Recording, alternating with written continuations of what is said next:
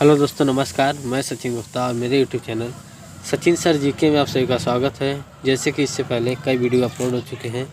आज का जो टॉपिक है वह है वैदिक युग। जो वैदिक युग से क्वेश्चन बनते हैं और पूछे जाते हैं, ऑल एग्ज़ाम से रिलेटेड है। तो चलिए देख लेते हैं इसमें कौन कौन से मुख्य तत्व हैं। जैसे कि वेद, उपनिषद, पुराण, महाकाव्य, स्मृति, इन्हीं सब में से क्वेश्चन बनते हैं और क्वेश्चन पूछे जाते हैं। चलिए देखते हैं। जो पहला है वो है ऋग्वेद। ऋग्वेद ऋग्वेद में 10 मंडल हैं, जो कि तीसरा मंडल जो है उसको विश्वामित्र जी ने लिखा है, और जिसमें गायत्री मंत्र का वर्णन है। जो नवा मंडल उसमें सोम देवता का वर्णन है, और जो 10वीं मंडल है उसमें नदी सूक्ति, पुरुष सूक्ति गद्य भाषा में लिखा गया है।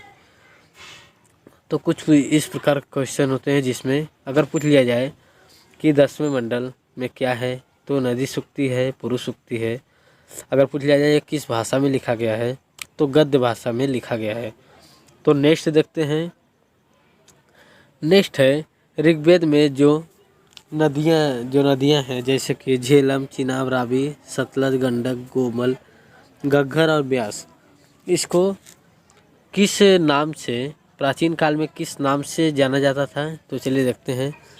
जो झेलम नदी है उसे वितस्ता नदी, चिनाब आस्किनी, रावी पुरुषली, सतलज सदुद्री, गंडक सदानीरा, गोमल जो है गोमती, घग्गर नदी दोषधती और ब्यास को विपाशा नदी के नाम से जाना जाता था। यह प्राचीन नाम है, आप इसको याद कर लीजिए, क्योंकि इसमें से बहुत से क्वेश्चन पूछे जाते हैं, बहुत से क्वेश्चन बनते हैं।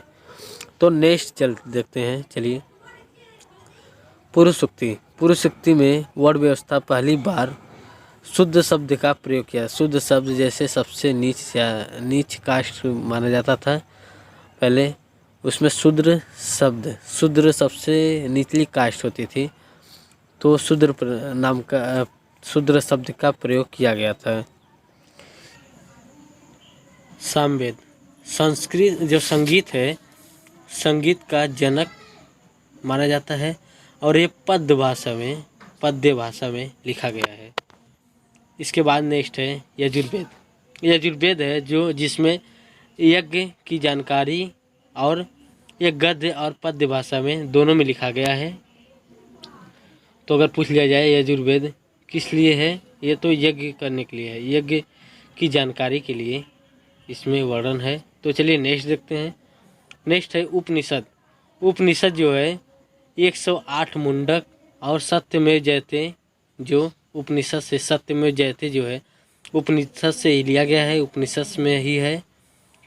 तो नेक्स्ट है स्मृति जो है मनुस्मृति सबसे प्राचीन स्मृति है।